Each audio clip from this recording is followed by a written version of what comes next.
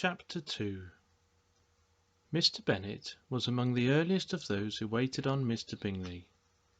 He had always intended to visit him, though to the last always assuring his wife that he should not go. Until the evening after the visit was paid, she had no knowledge of it. It was then disclosed in the following manner. Observing his second daughter employed in trimming a hat, he suddenly addressed her with, "I hope Mr. Bingley will like it, Lizzie."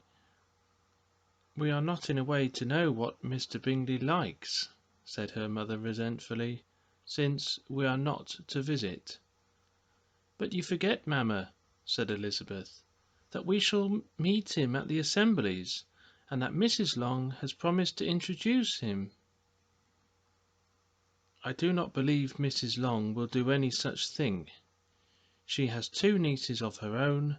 She is a selfish, hypocritical woman, and I have no opinion of her." "No more have I," said Mr. Bennet, "and I am glad to find that you do not depend on her serving you." Mrs. Bennet deigned not to make any reply, but unable to contain herself, began scolding one of her daughters. "Don't keep coughing so, Kitty, for heaven's sake. Have a little compassion on my nerves. You tear them to pieces. Kitty has no discretion in her coughs," said her father. "She times them ill." "I do not cough for my own amusement," replied Kitty fretfully. "When is your next ball to be, Lizzie?" "Tomorrow fortnight." "Ay, so it is," cried her mother, "and Mrs. Long does not come back till the day before, so it will be impossible for her to introduce him, for she will not know him herself." "Then, my dear, you may have the advantage of your friend, and introduce Mr. Bingley to her." "Impossible, Mr. Bennet, impossible, when I am not acquainted with him myself. How can you be so teasing?" "I honour your circumspection. A fortnight's acquaintance is certainly very little. One cannot know what a man really is by the end of a fortnight. But if we do not venture, somebody else will, and after all, Mrs. Long and her nieces must stand their chance, and therefore, as she will think it an act of kindness if you decline the office, I will take it on myself." The girls stared at their father. Mrs. Bennet said only, "Nonsense, nonsense." "What can be the meaning of that emphatic exclamation?" cried he. "Do you consider the forms of introduction, and the stress that is laid on them, as nonsense? I cannot quite agree with you there. What say you, Mary? For you are a young lady of deep reflection, I know, and read great books and make extracts." Mary wished to say something very sensible, but knew not how. "While Mary is adjusting her ideas," he continued, "let us return to Mr. Bingley." "I am sick of Mr. Bingley," cried his wife. "I am sorry to hear that. But why did you not tell me so before?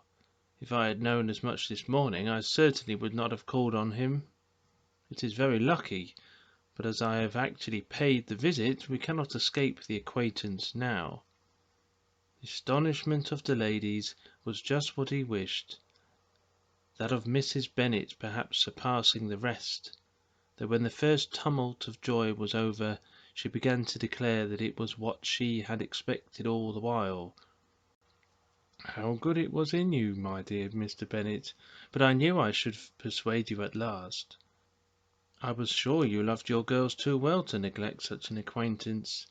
Well, how pleased I am, and it is such a good joke too, that you should have gone this morning, and never said a word about it till now.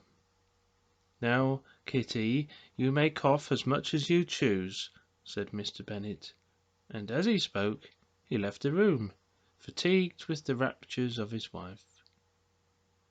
"What an excellent father you have, girls," said she. when the door was shut. "I do not know how you will ever make him amends for his kindness, or me either, for that matter. At our time of life it is not so pleasant, I can tell you, to be making new acquaintance every day, but for your sakes we would do anything. Lydia, my love, though you are the youngest, I dare say Mr Bingley will dance with you at the next ball." "Oh," said Lydia stoutly, "I am not afraid, for though I am the youngest, I'm the tallest." The rest of the evening was spent in conjecturing how soon he would return Mr Bennet's visit, and determining when they should ask him to dinner. Chapter 3.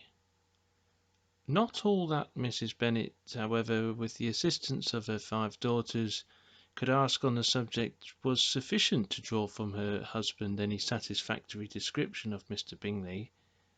They attacked him in various ways, with barefaced questions, ingenious suppositions, and distant surmises.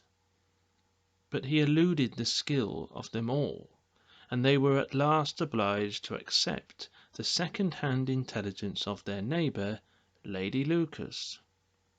Her report was highly favourable.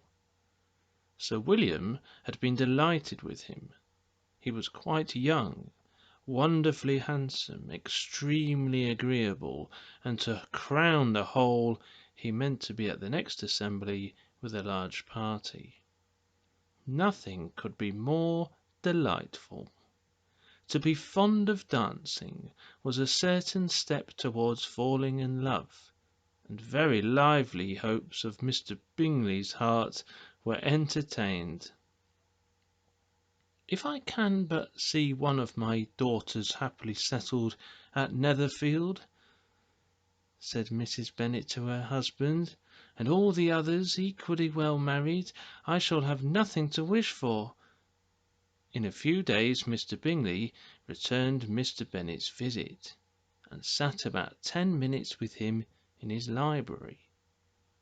He had entertained hopes of being admitted to a sight of the young ladies, of whose beauty he had heard much, but he saw only the father. The ladies were somewhat more fortunate, for they had the advantage of ascertaining from an upper window that he wore a blue coat and rode a black horse. An invitation to dinner was soon afterwards dispatched, and already had Mrs Bennet planned the courses that were to do credit to her housekeeping, when an answer arrived which deferred it all. Mr Bingley was obliged to be in town the following day, and consequently unable to accept the honour of their invitation, etc. Mrs Bennet was quite disconcerted. She could not imagine what business he could have in town so soon after his arrival in Hertfordshire, and she began to fear that he might always be flying about from one place to another, and never settled at Netherfield as he ought to be. Lady Lucas quieted her fears a little by starting the idea of his being gone to London, only to get a large party for the ball, and a report soon followed that Mr Bingley was to bring 12 ladies and 7 gentlemen with him to the assembly. The girls grieved over such a number of ladies, but were comforted the day before the ball by hearing that instead of 12 he had brought only 6 with him from London, his 5 sisters and a cousin, and when the party entered the assembly room it consisted of only 5 altogether: Mr Bingley, his 2 sisters, the husband of the eldest, and another young man. Mr Bingley was good looking and gentlemanlike. He had a pleasant countenance and easy unaffected manners. His sisters were fine women with an air of decided fashion. His brother-in-law, Mr Hurst, merely looked the gentleman, but his friend Mr Darcy soon drew the attention of the room by his fine, tall person, handsome features, noble mien, and the report which was in general circulation within 5 minutes after his entrance, of his having 10,000 a year. The gentlemen pronounced him to be a fine figure of a man. The ladies declared he was much handsomer than Mr. Bingley, and he was looked at with great admiration for about half the evening, till his manners gave a disgust which turned the tide of his popularity, for he was discovered to be proud, to be above his company, and above being pleased, and not all his large estate in Derbyshire could then save him from having a most forbidding, disagreeable countenance, and being unworthy to be compared with his friend. Mr. Bingley had soon made himself acquainted with all the principal people in the room. He was lively and unreserved, danced every dance, was angry that the ball closed so early, and talked of giving one himself at Netherfield. Such amiable qualities must speak for themselves. What a contrast between him and his friend! Mr. Darcy danced only once with Mrs. Hurst and once with Miss Bingley, declined being introduced to any other lady, and spent the rest of the evening in walking about the room, speaking occasionally to one of his own party. His character was decided.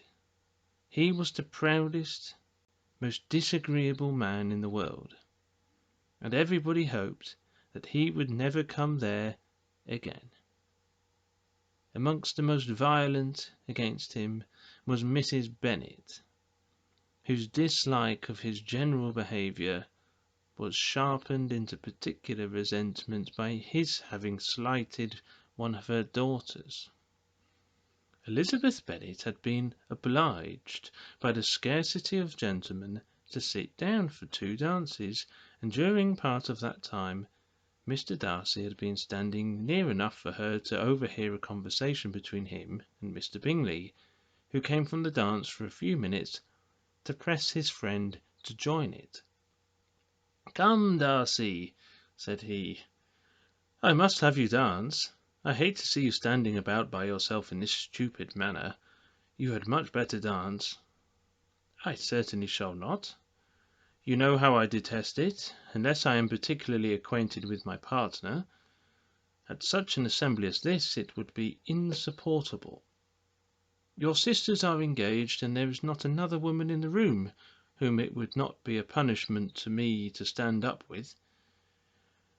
"I would not be so fastidious as you are," cried Bingley, "for a kingdom. Upon my honour, I never met with so many pleasant girls in my life as I have this evening, and there are several of them you see uncommonly pretty." "You are dancing with the only handsome girl in the room," said Mr. Darcy, looking at the eldest, Miss Bennet. "Oh, she is the most beautiful creature I ever beheld, but there is one of her sisters sitting down just behind you who is very pretty, and I dare say very agreeable. Do let me ask my partner to introduce you." "Which do you mean?" And turning round, he looked for a moment at Elizabeth, till catching her eye he withdrew his own and coldly said, "She is tolerable, but not handsome enough to tempt me, and I am no humour at present to give consequence to young ladies who are slighted by the men.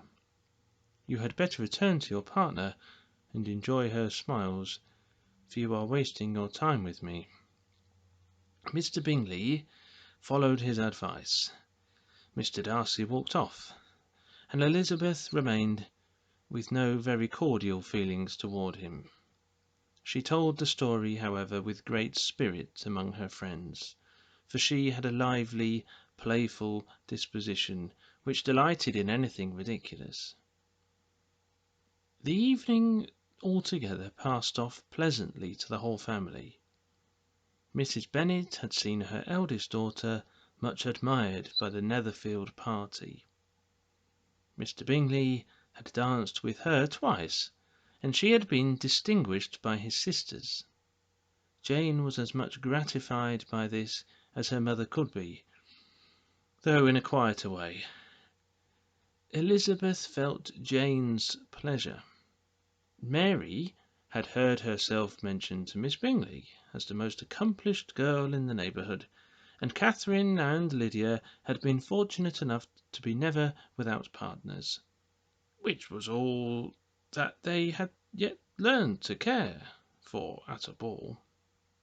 They returned therefore in good spirits to Longbourn, the village where they lived, and of which they were the principal inhabitants. They found Mr Bennet still up. With a book he was regardless of time, and on the present occasion he had a good deal of curiosity as to the event of an evening which had raised such splendid expectations. He had rather hoped that all his wife's views on the stranger would be disappointed, but he soon found that he had a very different story to hear. "Oh, my dear Mr Bennet," as she entered the room, "we have had a most delightful evening, a most excellent ball. I wish you had been there. Jane was so admired, nothing could be like it. Everybody said how well she looked, and Mr Bingley thought her quite beautiful, and danced with her twice. Only think of that, my dear. He actually danced with her twice, and she was the only creature in the room that he asked a second time. First of all he asked Miss Lucas.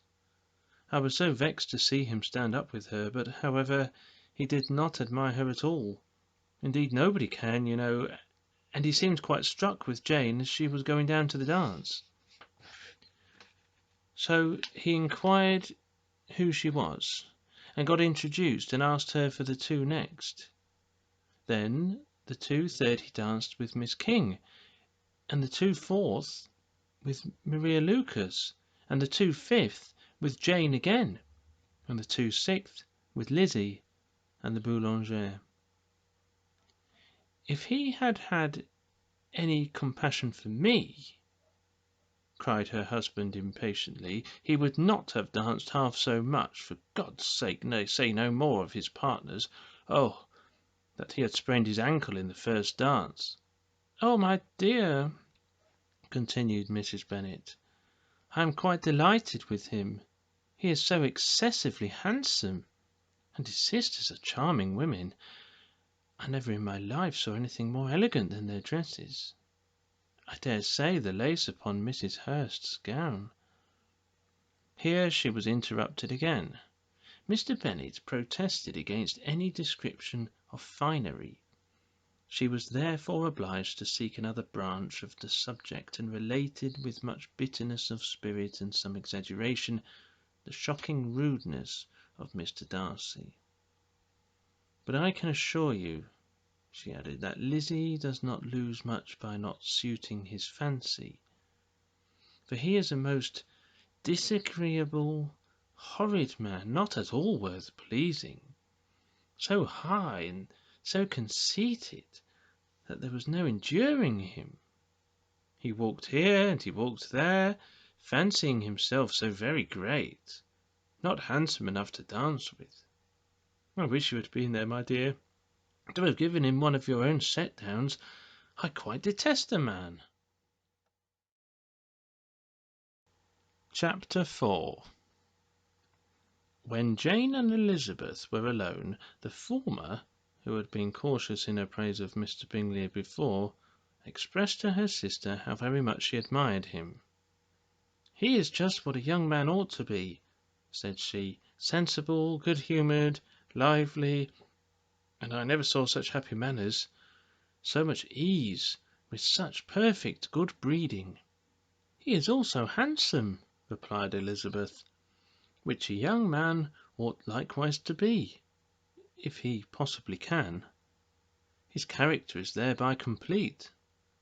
I was very much flattered by his asking me to dance a second time. I did not expect such a compliment." "Did not you? I did for you. But that is one great difference between us. Compliments always take you by surprise, and me never. What could be more natural than his asking you again? He could not help seeing that you were about 5 times as pretty as every other woman in the room. No thanks to his gallantry for that. Well, he certainly is very agreeable, and I give you leave to like him. You have liked many a stupider person, dear Lizzie. Oh, you are a great deal too apt, you know, to like people in general. You never see a fault in anybody. All the world are good and agreeable in your eyes. I never heard you speak ill of a human being in my life. I would wish not to be hasty in censuring anyone, but I always speak what I think. I know you do, and it is that which makes the wonder, with your good sense, to be so honestly blind to the follies and nonsense of others.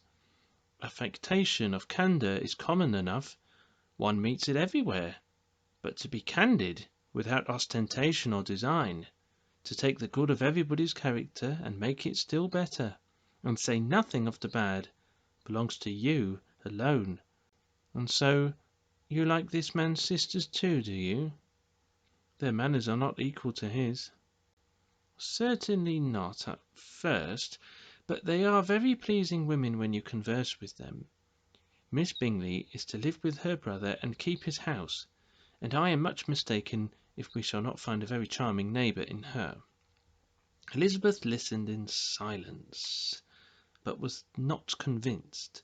Their behaviour at the assembly had not been calculated to please in general, and with more quickness of observation and less pliancy of temper than her sister, and with a judgment too unassailed by any attention to herself, she was very little disposed to approve them. They were in fact very fine ladies, not deficient in good humour when they were pleased, nor in the power of being agreeable when they chose it, but proud and conceited. They were rather handsome, and had been educated in one of the first private seminaries in town, had a fortune of £20,000, were in the habit of spending more than they ought, and of associating with people of rank, and were therefore in every respect entitled to think well of themselves and meanly of others. They were of a respectable family in the north of England, a circumstance more deeply impressed on their memories than their brother's fortune, and their own had been acquired by trade. Mr. Bingley inherited property to the amount of nearly £100,000 from his father, who had intended to purchase an estate, but did not live to do it. Mr. Bingley intended it likewise, and sometimes made choice of his county, but as he was now provided with a good house and the liberty of a manor, it was doubtful to many of those who best knew the easiness of his temper whether he might not spend the remainder of his days at Netherfield, and leave the next generation to purchase. His sisters were very anxious for his having an estate of his own, but though he was now established only as a tenant, Miss Bingley was by no means unwilling to preside at his table, nor was Mrs. Hurst, who had married a man of more fashion than fortune, less disposed to consider his house as her home when it suited her. Mr. Bingley had not been of age 2 years when he was tempted by an accidental recommendation to look at Netherfield House. He did look at it, and into it for half an hour, was pleased with the situation and the principal rooms, satisfied with what the owner said in its praise, and took it immediately. Between him and Darcy there was a very steady friendship, in spite of a great opposition of character. Bingley was endeared to Darcy by the easiness, openness, ductility of his temper, though no disposition could offer a greater contrast to his own, and though with his own he never appeared dissatisfied. On the strength of Darcy's regard, Bingley had the firmest reliance, and of his judgment the highest opinion. In understanding Darcy was the superior. Bingley was by no means deficient, but Darcy was clever. He was at the same time haughty, reserved, and fastidious, and his manners, though well bred, were not inviting. In that respect his friend had greatly the advantage. Bingley was sure of being liked wherever he appeared. Darcy was continually giving offence. The manner in which they spoke of the Meryton assembly was sufficiently characteristic. Bingley had never met with pleasanter people or prettier girls in his life. Everybody had been most kind and attentive to him. There had been no formality, no stiffness. He had soon felt acquainted with all the room, and as to Miss Bennet, he could not conceive an angel more beautiful.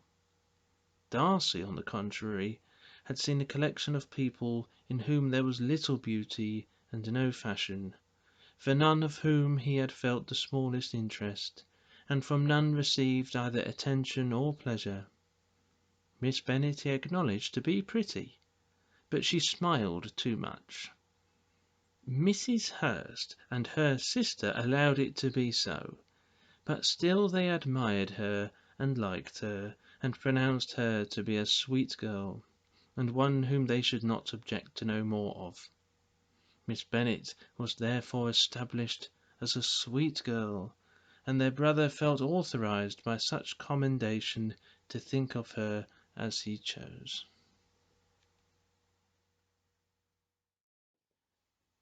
Chapter 5. Within a short walk of Longbourn lived a family with whom the Bennets were particularly intimate.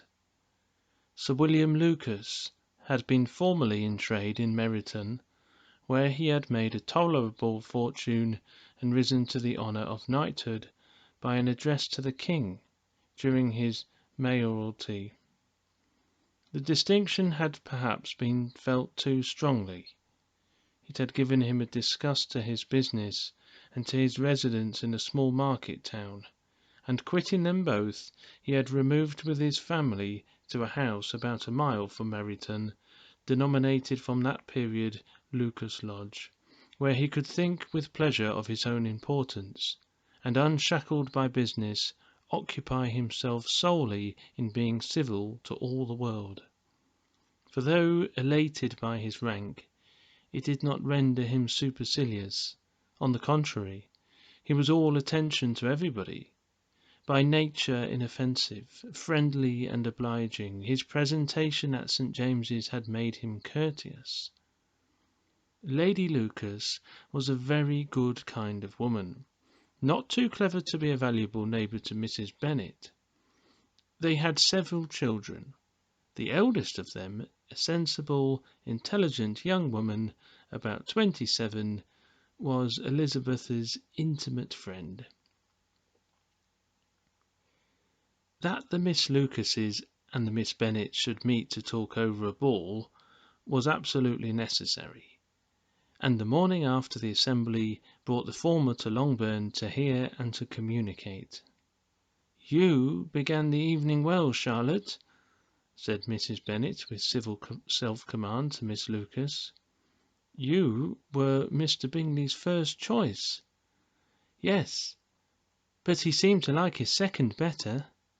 "Oh, you mean Jane, I suppose, because he danced with her twice?" "To be sure, that did seem as if he admired her. Indeed, I'd rather believe he did. I heard something about it, but I hardly know what. Something about Mr. Robinson." "Perhaps you mean what I overheard between him and Mr. Robinson. Did not I mention it to you? Mr. Robinson's asking him how he liked our Meryton assemblies, and whether he did not think there were a great many pretty women in the room, and which he thought the prettiest, and his answering immediately to the last question, 'Oh, the eldest Miss Bennet beyond a doubt. There cannot be two opinions on that point.'" Upon my word! Well, that was very decided indeed. That does seem as if... But, however, it may all come to nothing, you know. My overhearings were more to the purpose than yours, Eliza, said Charlotte. Mr. Darcy is not so well worth listening to as his friend, is he? Poor Eliza, to be only just tolerable. I beg you would not put it into Lizzie's head to be vexed by his ill treatment, for he is such a disagreeable man that it would be quite a misfortune to be liked by him.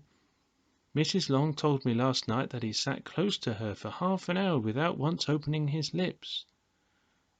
Are you quite sure, ma'am?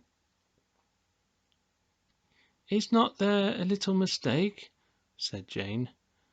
I certainly saw Mr. Darcy speaking to her.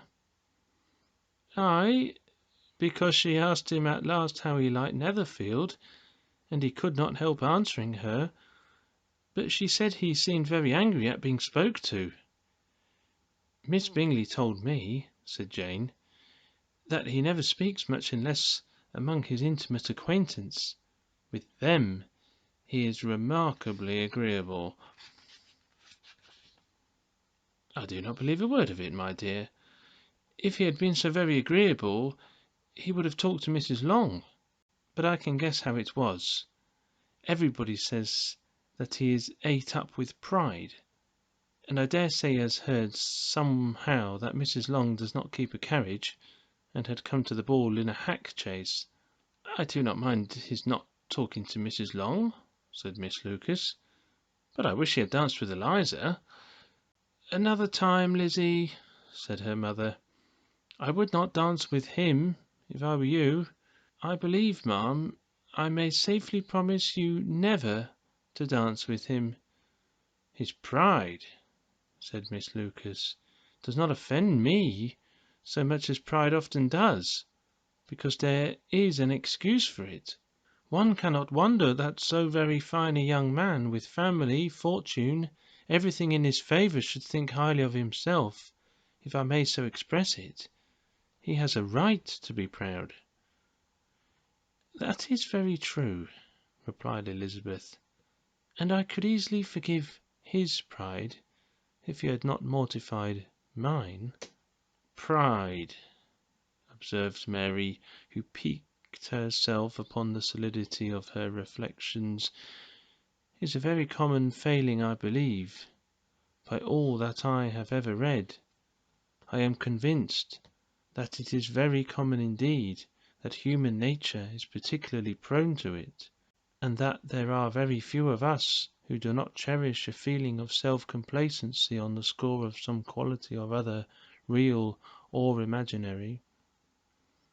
Vanity and pride are different things, though the words are often used synonymously. A person may be proud without being vain. Pride relates more to our opinion of ourselves, vanity to what we would have others think of us. If I were as rich as Mr. Darcy, cried a young Lucas who came with his sisters, I should not care how proud I was. I would keep a pack of foxhounds and drink a bottle of wine every day. Then you would drink a great deal more than you ought, said Mrs. Bennet, and if I were you, to see you at it, I should take away your bottle directly. The boy protested that she should not. She continued to declare that she would, and the argument ended only with the visit. Chapter 6. The ladies of Longbourn soon waited on those of Netherfield. The visit was returned in due form. Miss Bennet's pleasing manners grew on the good-will of Mrs. Hurst and Miss Bingley, and though the mother was found to be intolerable and the younger sisters not worth speaking to, a wish of being better acquainted with them was expressed towards the two eldest. By Jane this attention was received with the greatest pleasure, but Elizabeth still saw superciliousness in their treatment of everybody. hardly accepting even her sister, and could not like them, though their kindness to Jane, such as it was, had a value as arising in all probability from the influence of their brother's admiration. It was generally evident, whenever they met, that he did admire her, and to her it was equally evident that Jane was yielding to the preference which she had begun to entertain for him from the first, and was in a way to be very much in love. But she considered with pleasure that it was not likely to be discovered by the world in general, since Jane united with great strength of feeling, a composure of temper, and a uniform cheerfulness of manner, which would guard her from the suspicions of the impertinent. She mentioned this to her friend, Miss Lucas. "It may perhaps be pleasant," replied Charlotte, "to be able to impose on the public in such a case, but it is sometimes a disadvantage to be so very guarded. If a woman conceals her affection with the same skill from the object of it, she may lose the opportunity of fixing him, and it will then be but poor consolation to believe the world equally in the dark. There is so much of gratitude or vanity in almost every attachment, that it is not safe to leave any to itself. We can all begin freely, a slight preference is natural enough, but there are very few of us who have heart enough to be really in love without encouragement. In 9 cases out of 10, a woman had better show more affection than she feels. Bingley likes your sister undoubtedly, but he may never do more than like her, if she does not help him on. But she does help him on, as much as her nature will allow. If I can perceive her regard for him, he must be a simpleton indeed not to discover it too. Remember, Eliza, that he does not know Jane's disposition as you do. But if a woman is partial to a man, and does not endeavour to conceal it, he must find it out." "Perhaps he must, if he sees enough of her. But though Bingley and Jane meet tolerably often, it is never for many hours together, and as they always see each other in large mixed parties, it is impossible that every moment should be employed in conversing together. Jane should therefore make the most of every half hour in which she can command his attention. When she is secure of him, there will be leisure for falling in love as much as she chooses." "Your plan is a good one," replied Elizabeth, "where nothing is in question but the desire of being well married. And if I were determined to get a rich husband, or any husband, I dare say I should adopt it. But these are not Jane's feelings. She is not acting by design. As yet she cannot even be certain of the degree of her own regard, nor of its reasonableness. She has known him only a fortnight. She danced 4 dances with him at Meryton. She saw him one morning at his own house, and has since dined in company with him 4 times. This is not quite enough to make her understand his character." "Not as you represent it. Had she merely dined with him, she might only have discovered whether he had a good appetite. But you must remember that 4 evenings have been also spent together, and 4 evenings may do a great deal." "Yes, these 4 evenings have enabled them to ascertain that they both like 20 better than commerce. But with respect to any other leading characteristic, I do not imagine that much has been unfolded."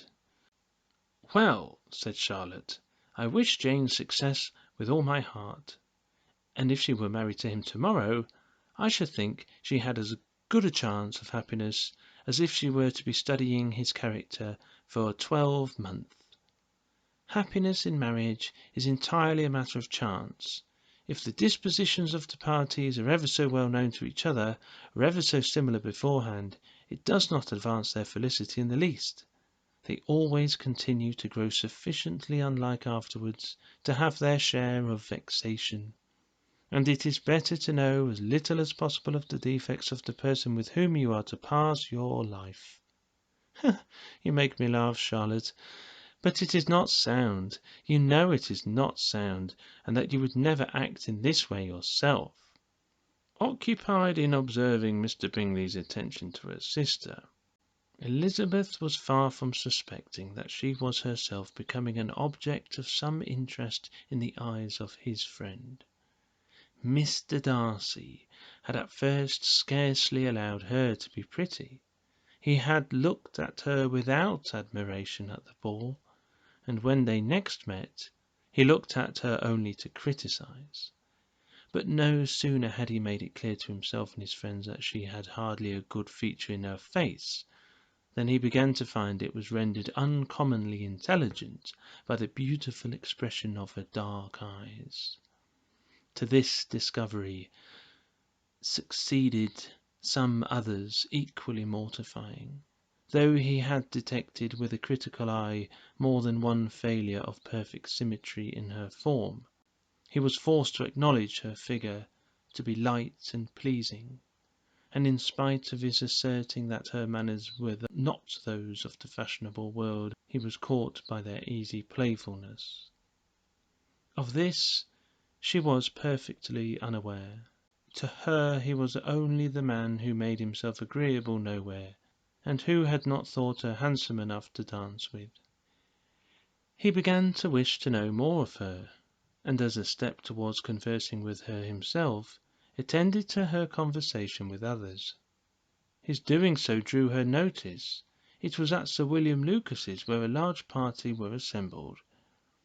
"What does Mr. Darcy mean," said she to Charlotte, "by listening to my conversation with Colonel Forster?"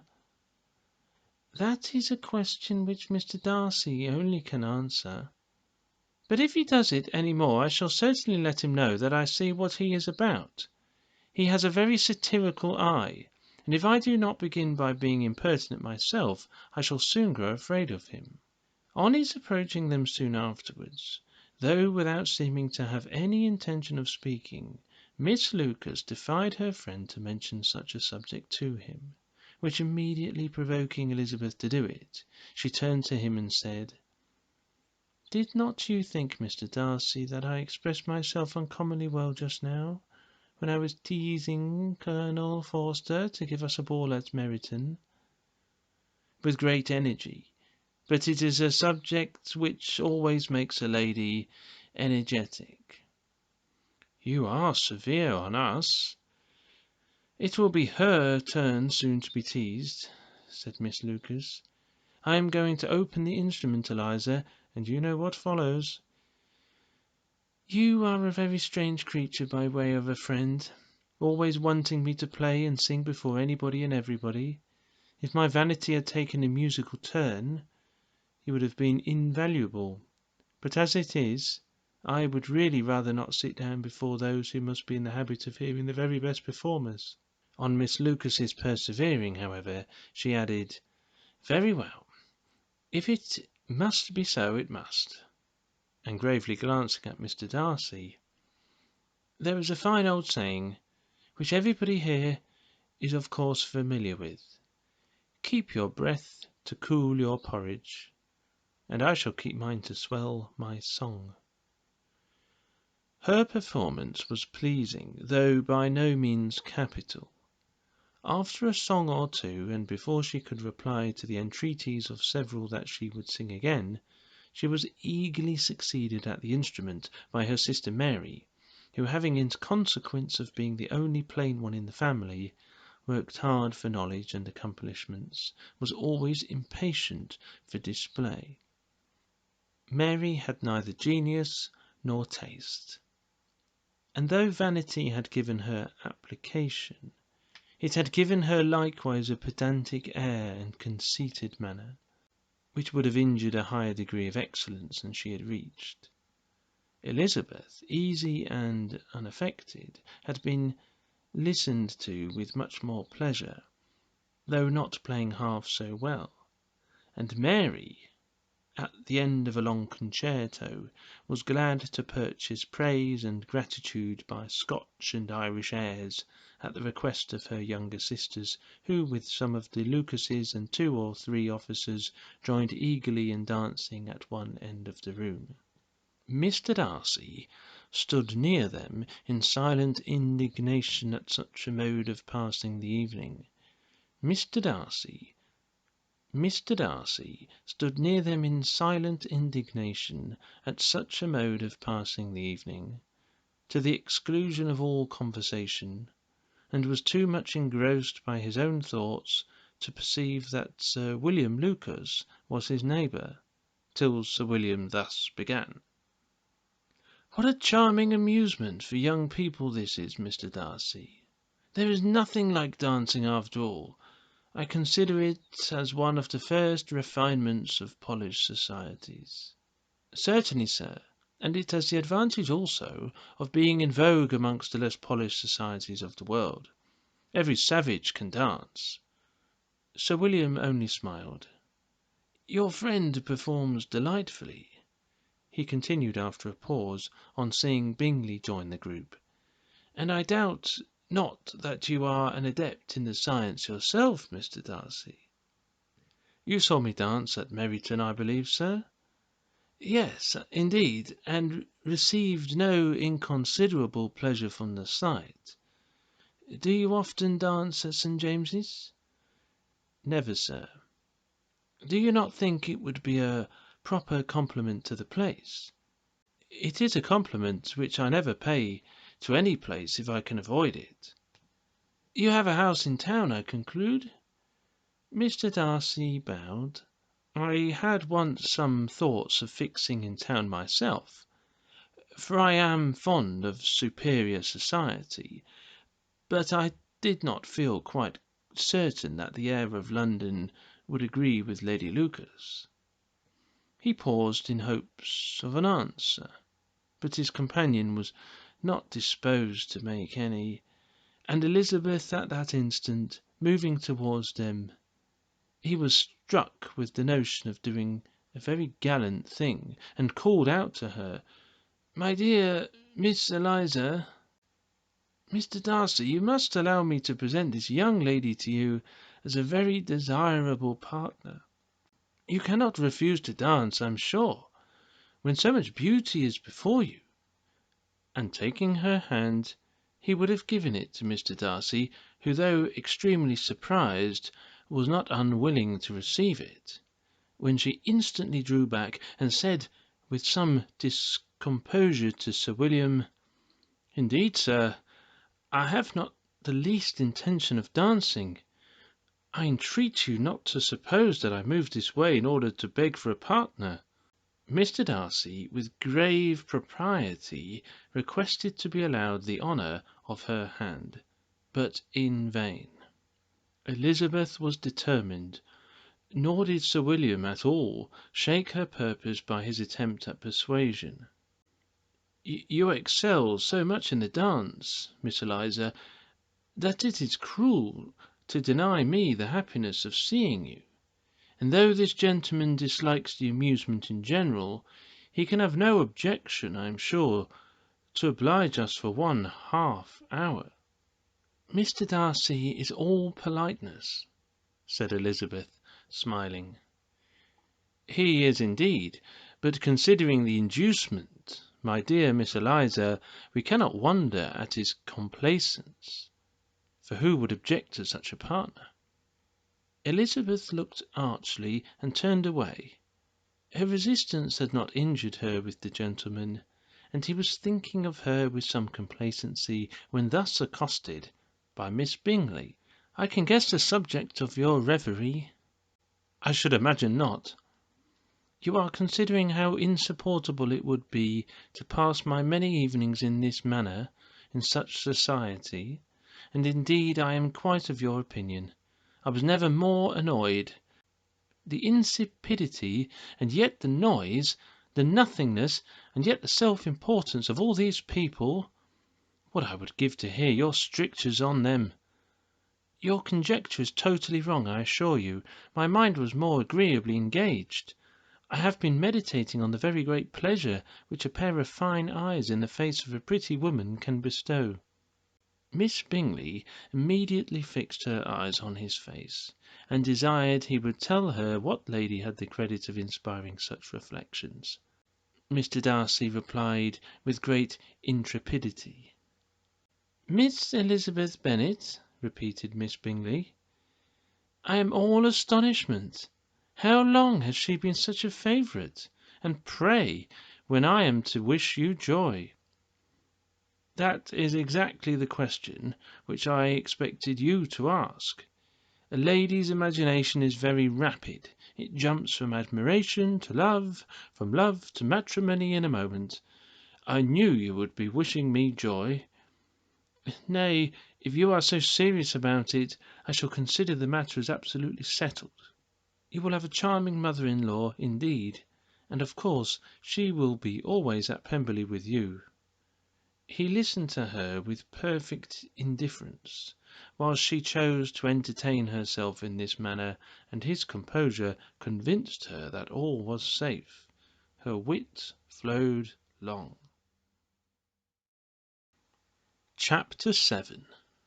Mr. Bennet's property consisted almost entirely in an estate of 2,000 a year, which, unfortunately for his daughters, was entailed in default of heirs male on a distant relation, and their mother's fortune, though ample for her situation in life, could but ill supply the deficiency of his. Her father had been an attorney in Meryton, and had left her £4,000. She had a sister married to a Mr. Phillips, who had been a clerk to their father, and succeeded him in the business, and a brother settled in London in a respectable line of trade.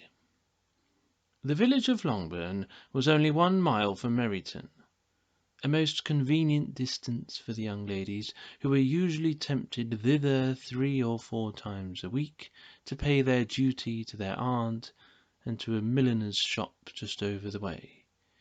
The 2 youngest of the family, Catherine and Lydia, were particularly frequent in these attentions. Their minds were more vacant than their sisters', and when nothing better offered, a walk to Meryton was necessary to assume their morning hours and furnish conversation for the evening. And however bare of news the country in general might be, they always contrived to learn some from their aunt. At present, indeed, they were well supplied both with news and happiness by the recent arrival of a militia regiment in the neighbourhood. It was to remain the whole winter, and Meryton was the headquarters. Their visits to Mrs. Phillips were now productive of the most interesting intelligence. Every day added something to their knowledge of the officers' names and connections.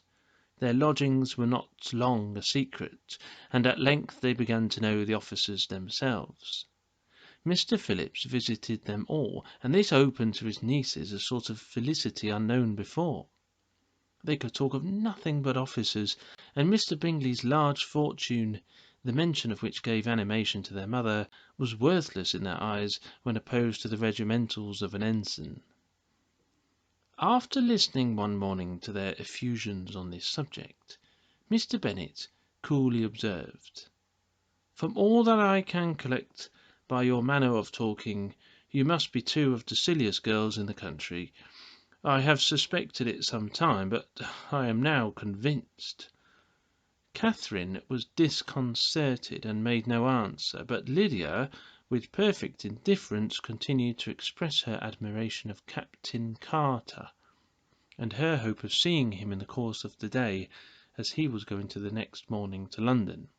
"I am astonished, my dear," said Mrs. Bennet, "that you should be so ready to think your own children silly. If I wish to think slightingly of anybody's children, it should not be of my own, however. If my children are silly, I must hope to be always sensible of it."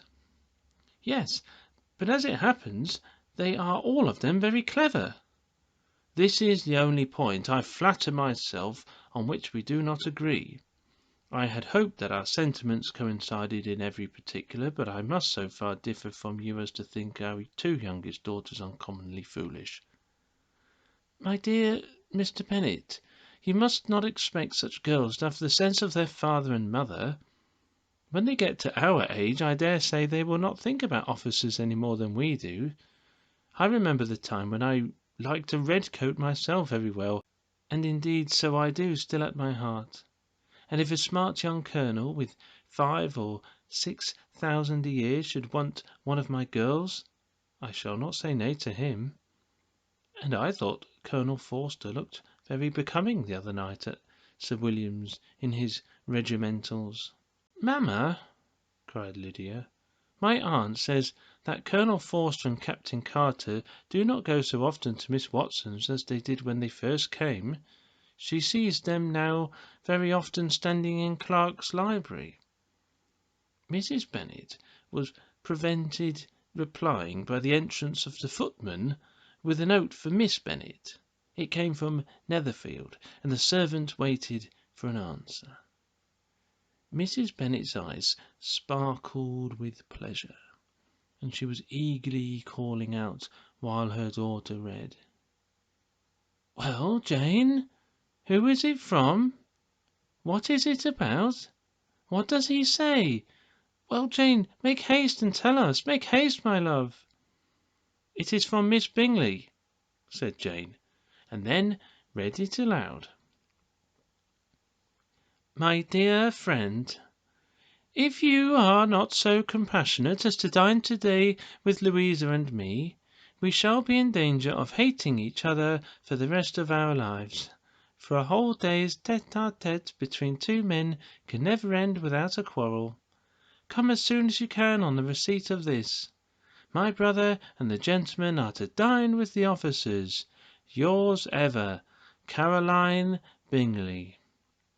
"With the officers?" cried Lydia. "I wonder my aunt did not tell us of that." "Dining out," said Mrs. Bennet. "That is very unlucky." "Can I have the carriage?" said Jane. "No, my dear, you had better go on horseback, because it seems likely to rain, and then you must stay all night." "That would be a good scheme," said Elizabeth, "if you were sure that they would not offer to send her home." "Oh, but the gentlemen will have Mr. Bingley's chaise to go to Meryton, and the Hursts have no horses to theirs." "I had much rather go in the coach." "But, my dear, your father cannot spare the horses, I am sure. They are wanted in the farm. Mr. Bennet, are not they?" "They are wanted in the farm much oftener than I can get them." "But if you have got them to-day," said Elizabeth, "my mother's purpose will be answered." She did at last extort from her father an acknowledgment that the horses were engaged. Jane was therefore obliged to go on horseback, and her mother attended her to the door with many cheerful prognostics of a bad day. Her hopes were answered. Jane had not been gone long before it rained hard. Her sisters were uneasy for her, but her mother was delighted. The rain continued the whole evening without intermission. Jane certainly could not come back.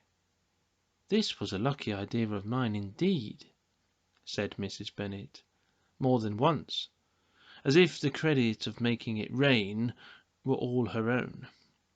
Till the next morning, however, she was not aware of all the felicity of her contrivance. Breakfast was scarcely over when a servant from Netherfield brought the following note for Elizabeth. "My dearest Lizzie, I find myself very unwell this morning, which I suppose is to be imputed to my getting wet through yesterday. My kind friends will not hear of my returning home till I am better. They insist also on my seeing Mr. Jones.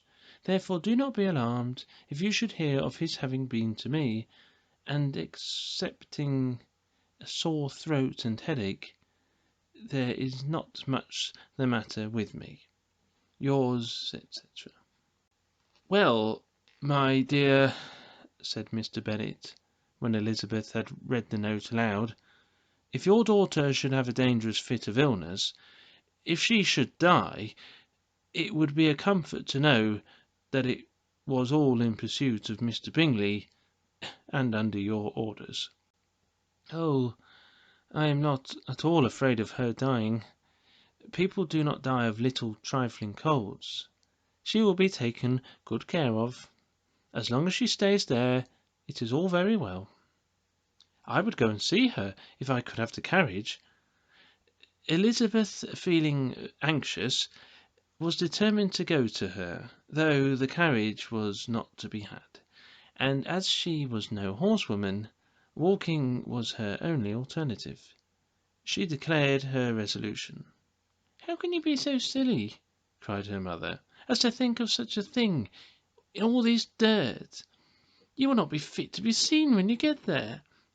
I shall be very fit to see Jane, which is all I want." "Is this a hint to me, Lizzie," said her father, "to send for the horses?" "No, indeed. I do not wish to avoid the walk. The distance is nothing. When one has a motive only 3 miles, I shall be back by dinner." "I admire the activity of your benevolence," observed Mary, "but every impulse of feeling should be guided by reason, and in my opinion exertion should always be in proportion to what is required." "We will go as far as Meryton with you," said Catherine and Lydia. Elizabeth accepted their company, and the 3 young ladies set off together. "If we make haste," said Lydia, as they walked along, "perhaps we may see something of Captain Carter before he goes." In Meryton they parted.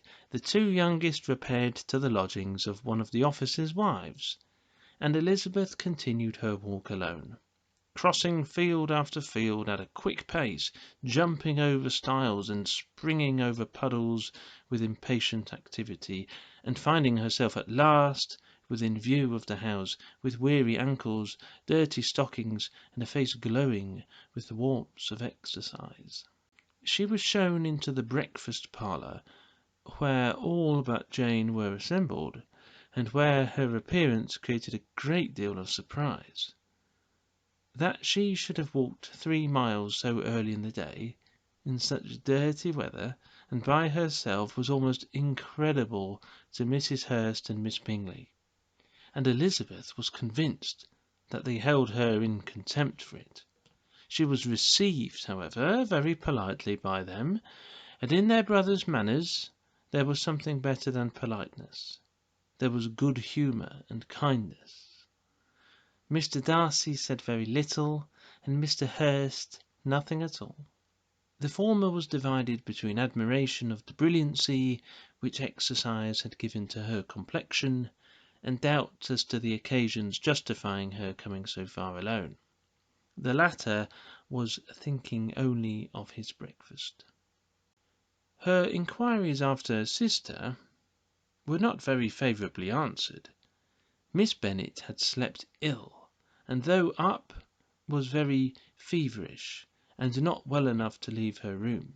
Elizabeth was glad to be taken to her immediately, and Jane, who had only been withheld by the fear of giving alarm or inconvenience from expressing in her note how much she longed for such a visit, was delighted at her entrance. She was not equal, however, to much conversation, and when Miss Bingley left them together, could attempt little beside expressions of gratitude for the extraordinary kindness she was treated with. Elizabeth silently attended her. When breakfast was over, they were joined by the sisters, and Elizabeth began to like them herself when she saw how much affection and solicitude they showed for Jane. The apothecary came, and having examined his patient, said, as might be supposed, that she had caught a violent cold, and that they must endeavour to get the better of it, advised her to return to bed, and promised her some draughts. The advice was followed readily, for the feverish symptoms increased, and her head ached acutely. Elizabeth did not quit her room for a moment, nor were the other ladies often absent. The gentlemen being out, They had in fact nothing to do elsewhere. When the clock struck 3, Elizabeth felt that she must go, and very unwillingly said so. Miss Bingley offered her the carriage, and she only wanted a little pressing to accept it. When Jane testified such concern in parting with her, that Miss Bingley was obliged to convert the offer of the chaise into an invitation to remain at Netherfield for the present, Elizabeth most thankfully consented, and a servant was dispatched to Longbourn to acquaint the family with her stay, and bring back a supply of clothes.